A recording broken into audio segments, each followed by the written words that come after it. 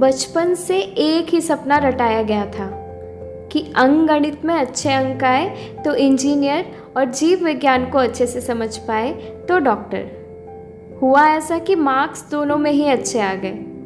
अब पैदा हुई दुनिया की सबसे बड़ी दुविधा, इंजीनियरिंग या डॉक्टरी। रिश्तेदार, पड़ोसी, दोस्त, घर वाले सब ने अपनी अपनी हिदायतें दी। मैंने हेड या टेल करके फाइनली इंजीनियरिंग चुनी और आईआईटी में दाखिले के लिए जी जान से मेहनत भी की। हम लोग मिडिल क्लास फैमिली से थे तो हमारा लाइफ किसी रोलर कोस्टर से कम ना था और मैं अपने माँ बाप का इकलौता लाडला जिसको किसी भी लड़की का गम ना था। पापा ने अपनी सारी कमाई कोचिंग सेंटर की फीस भरने में लगा दिया। खुद फटे कपड़े पहनते थे पर कभी उन्होंने उफ तक ना किया।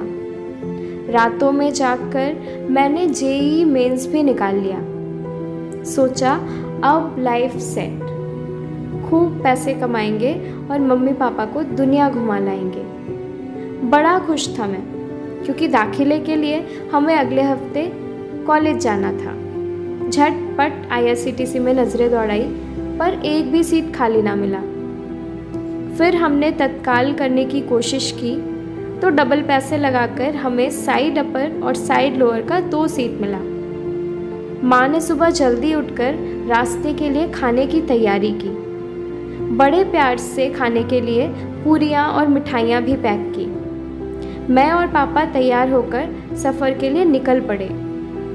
माँ की आंखों में आंसू भी देखा, वो चुपचाप देख रही थी हमें घर से जाते हुए। बड़ी मुश्किल से मैंने किसी तरह खुद को कंट्रोल में लिया। माँ के पैर छुए और बड़े प्यार से उनको हग किया।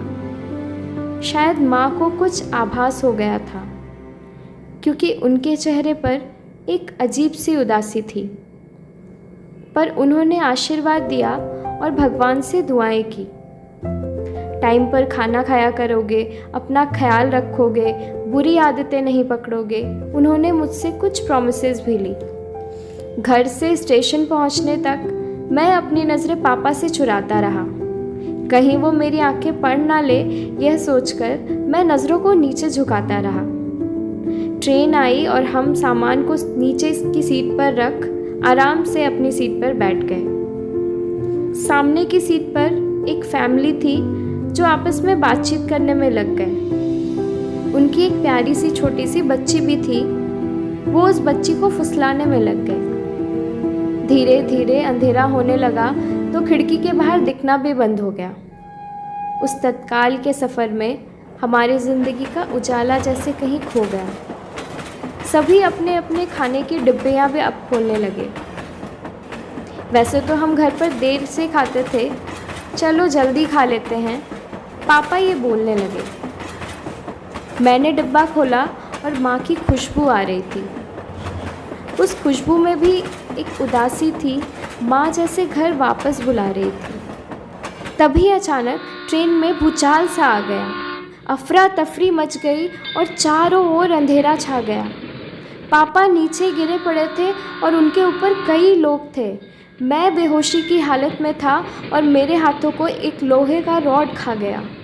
चीखें सुनाई देने लगी और एक कांच का टुकड़ा उस बच्ची में समा गया।